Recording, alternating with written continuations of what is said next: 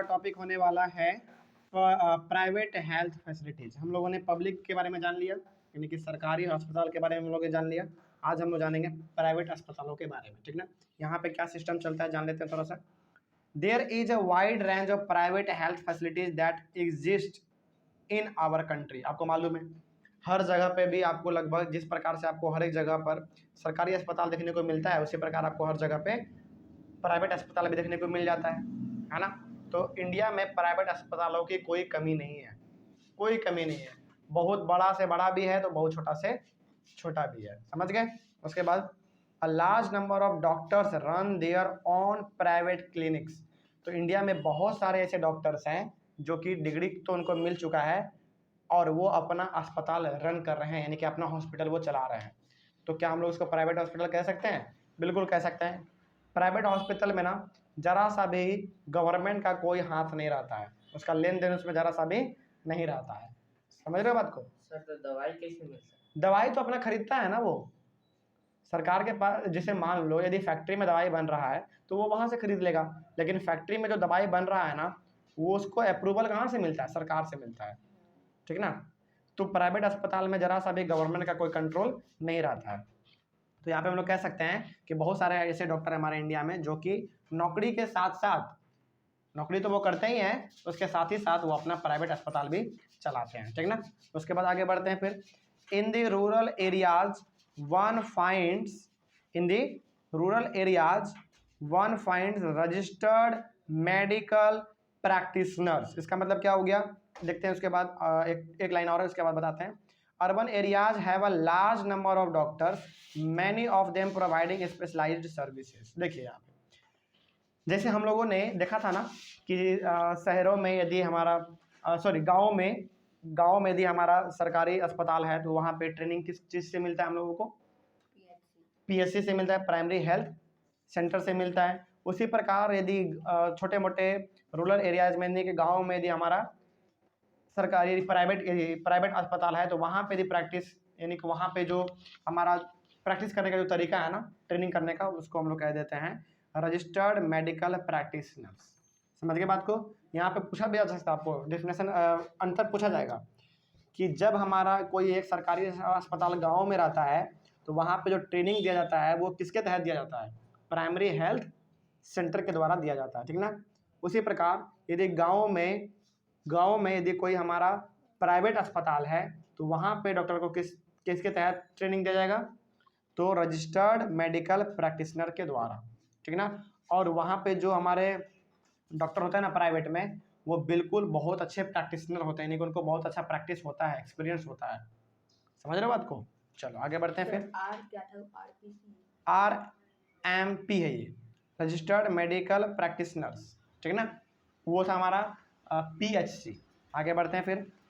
Urban areas have a large number of doctors, many of them provide specialised services. लेकिन अभी भी आपको गाँवों में प्राइवेट अस्पताल बहुत कम मिलेगा, लेकिन शहरों में आपको बहुत बड़े बड़े भी और बहुत छोटे छोटे भी आपको शहरों में प्राइवेट अस्पताल देखने को मिल जाएंगे। जैसे यहाँ पे हमारा है पारस, कितना बड़ा हॉस्पिटल है, कितना बड़ा हॉस्पिटल है हमारा, है ना।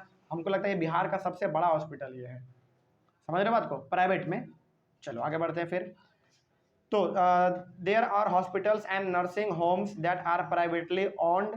There are many laboratories that do tests and offer special facilities such as x ray, ultrasound etcetera. तो हमारे शहरों में, हमारे अलग अलग जगहों पर बहुत सारे हॉस्पिटल हैं, बहुत सारे ऐसे लेबोरेटरीज हैं जहाँ पे कि टेस्ट किया जाता है ब्लड का, इस प्रकार के चीज़ों का। तो वो किसी खास इंसान के द्वारा रन किया जाता है, यानी कि वो प्राइवेट लोगों का होता है। उस पर गवर्नमेंट का कोई कंट्रोल नहीं रहता है, उस पर गवर्नमेंट कोई नफ़ा नुकसान उसमें जो भी होगा ना उसमें सरकार जिम्मेदार नहीं होगा, उसमें कौन जिम्मेदार होगा? जिसका वो है। समझ रहे हो बात को? तो ये हो गया हमारा प्राइवेट वाला। उसके बाद प्राइवेट में भी हमारा बहुत प्रकार का फैसिलिटी है। जितना फैसिलिटी आपको सरकारी हॉस्पिटल में नहीं मिलेगा उससे कई ज़्यादा फैसिलिटी आपको प्राइवेट हॉस्पिटल में मिल जाएगा। इसीलिए तो सरकारी में आपका मुफ्त में इलाज होता है, लेकिन प्राइवेट में आपको लाखों लाखों रुपये लेता है ना, 10 लाख 15 लाख ऐसे ऐसे ले लेता है। आगे बढ़ते हैं फिर। तो यहाँ पे आपको एक्सरे, अल्ट्रासाउंड ये सब तो मिलेगा ही मिलेगा करने को, यानी कि ये सब बीमारी तो यहाँ पे ठीक होता ही होता है, प्लस यदि हार्ट अटैक है तो वो भी होता है, सर्जरी करना है तो वो भी होता है, यानी कि बहुत प्रकार के फैसिलिटी आपको प्राइवेट हेल्थ फैसिलिटी में देखने को मिल जाएगा। ठीक है, आगे बढ़ते हैं फिर। उसके बाद फिर क्या है, private health facilities are not owned और कंट्रोल बाय द गवर्नमेंट। सही बात है, प्राइवेट हॉस्पिटल प्राइवेट हॉस्पिटल का जो मालिक है ना ही सरकार होता है, ना ही उस पर कोई कंट्रोल सरकार का रहता है। लेकिन हाँ, यदि प्राइवेट हॉस्पिटल कोई गलती करता है, कोई गलती काम करता है, जैसे मान लो कोई आदमी इलाज करवाने के लिए वहाँ पे गया और चुपके से उसको बेहोश करके उसका किडनी निकाल लिया, मान लो इस प्रकार का, है ना, तो इसमें हमारा जरूर कंट्रोल होगा, किसका, गवर्नमेंट का, क्योंकि गवर्नमेंट ही है ना वहाँ का पूरा करता धरता, देखभाल तो गवर्नमेंट ही करता है ना।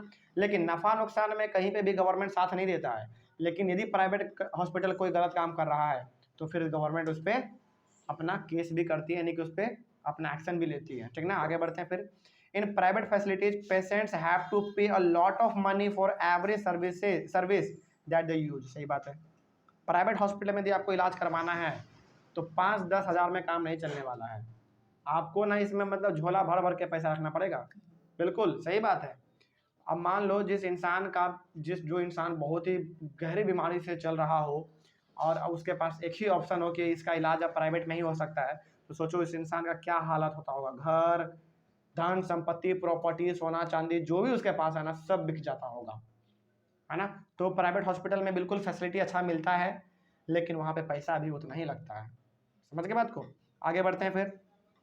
There are large companies that run hospitals and some are engaged in manufacturing and selling medicine.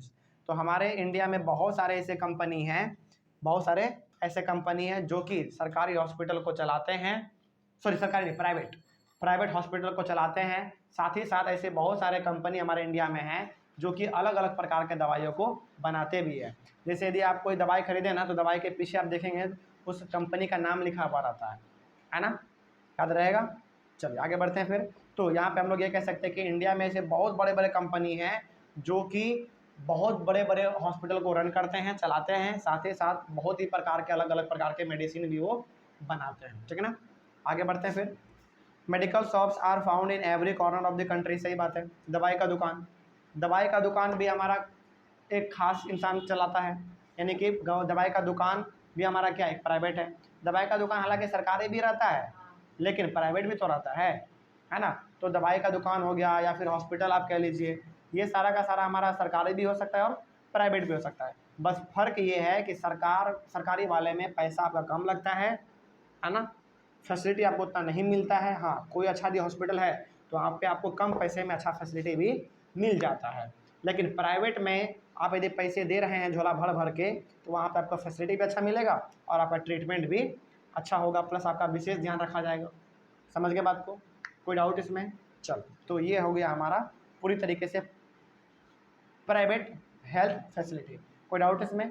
आगे वाले क्लास में हम लोग पढ़ेंगे हेल्थ केयर एंड इक्वालिटी। ठीक है, चलिए, thank you very much and have a nice day.